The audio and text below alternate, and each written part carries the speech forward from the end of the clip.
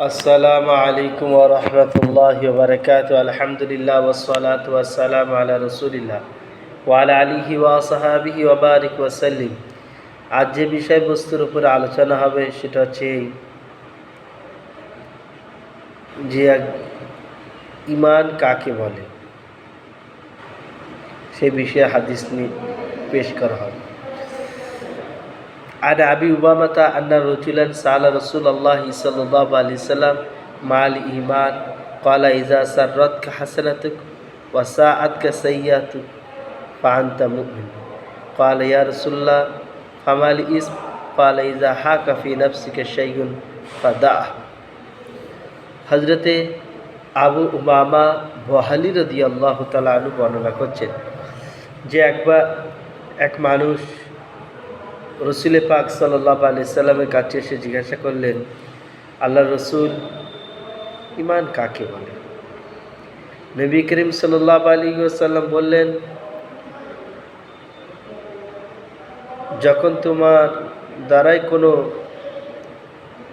কাজ হয়ে যাবে যেটার দ্বারা তুমি গমগীন হয়ে যাবে, চিন্তায় পড়ে যাবে, আর এমন কোনো কাজ হয়ে যাবে তোমার দ্বারাই যেটার দ্বারাই তুমি খুশি অনুভব করবা, তাহলে তুমি মুমিন। যে তোমার দ্বারা যদি কোনো খারাপ কাজ হয়, তুমি চিন্তায় পড়ে যাবা, খারাপ কাজ, শরীয়ত বিরোধী কাজ,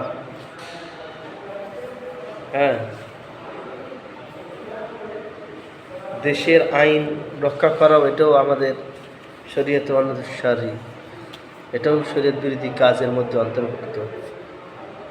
যেটা তুমি চিন্তা পড়ে যাবে, চিন্তা হবে যে আমি এই কাজটা করে ফেললাম, আমার দ্বারা হয়ে গেল। আর এমন কোনো কাজ করা যার দ্বারা তোমার দিল খুশি হয়ে যাবে, মনে করো তুমি হচ্ছে মুমিন, তুমি ইমানদার মানুষ।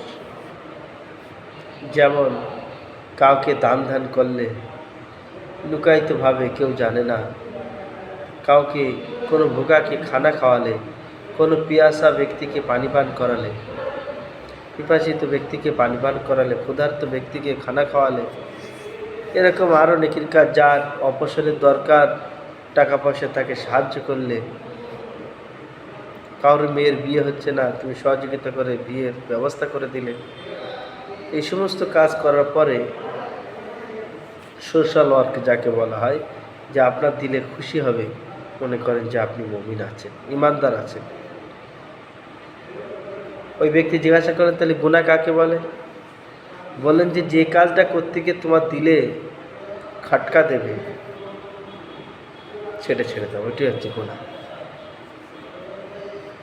এমন কোনো কাজ তুমি করতে যাচ্ছ, এই কাজ আমি করব, ওটা হচ্ছে গুনাহ, ছেড়ে দাও।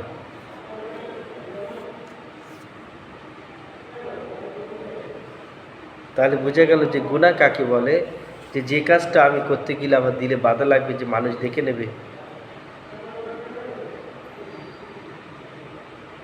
খারাপ বলবে, আর আমার দিলে খটকা লাগবে যে আমি এই কাজটা করব, ওটা হচ্ছে গুনাহর কাজ।